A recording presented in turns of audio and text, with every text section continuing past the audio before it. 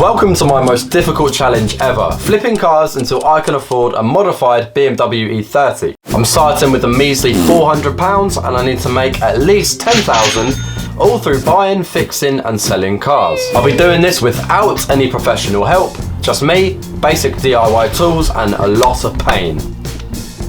It's not going to be easy, but at the very least, we're going to learn a lot on the way. I have no idea what I'm doing.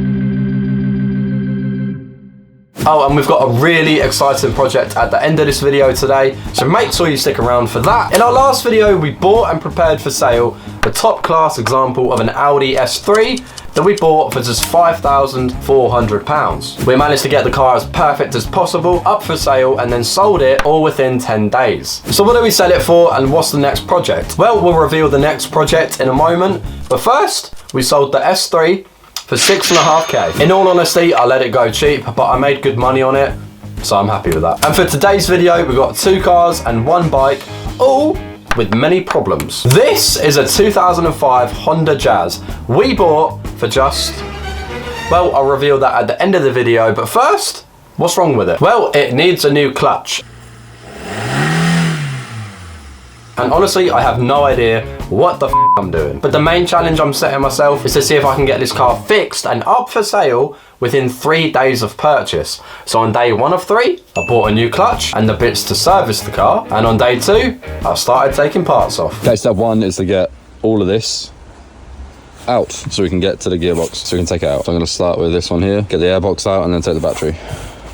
And honestly, with the exception of a few awkward bolts, it was really easy, and by the end of day 2, the gearbox was out. And lo and behold, by some miracle, at the end of the day, the new clutch also arrived. Now it's time for the hard part, fitting it all. So on day 3, we whipped up a quick DIY clutch alignment tool using our lathe, and we fit the clutch. And again, it was really easy. So we filled the car back up with coolant, gearbox oil, serviced the car, and then we did the most important thing. Clean the wheels. Look at how nasty these things are. I mean, they are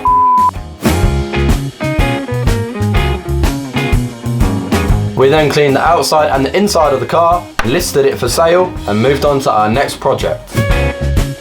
This is a Honda CR-V in a gorgeous grey, 5-door with a sunroof. But of course, in more Boost fashion, when we collected it, it didn't start.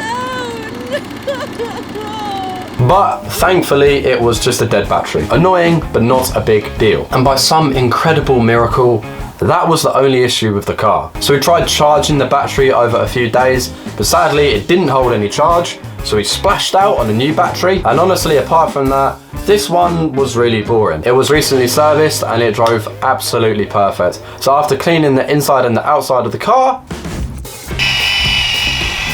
we listed it for sale, which brings me nicely on to the main event of this video.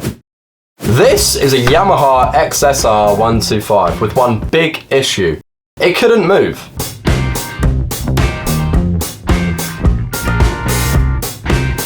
It had a disc lock on it without the key. Not ideal, so our first job was to grab an angle grinder and cut it off.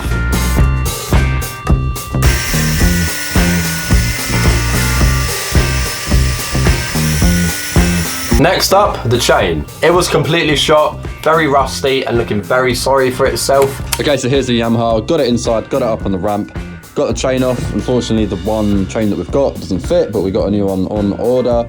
Same obviously with the sprockets. Fixed the rear light already. That is looking really good.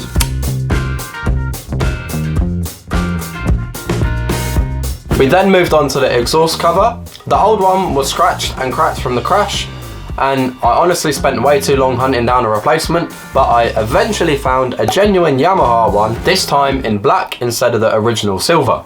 And let me tell you, it looks so much better.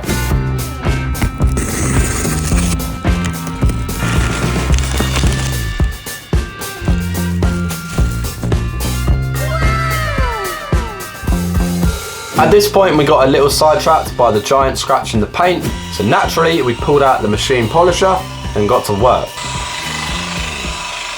This process is always the most satisfying. With the paint looking good, we moved on to the handlebars.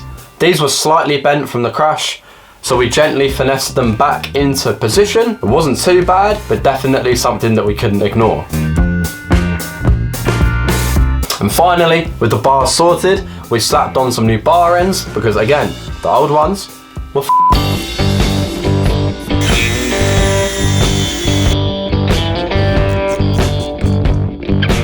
With everything sorted, the bike was looking good and it was riding way better.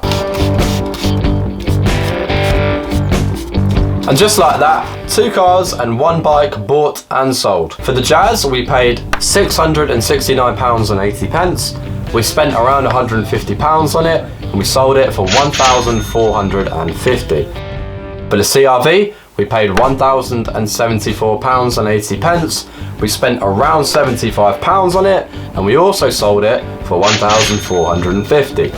And for the Yamaha, we paid £1,059.20. We spent around 150-ish and we sold it for £1,950. Make sure you subscribe because our next project has the worst engine problem I've ever seen.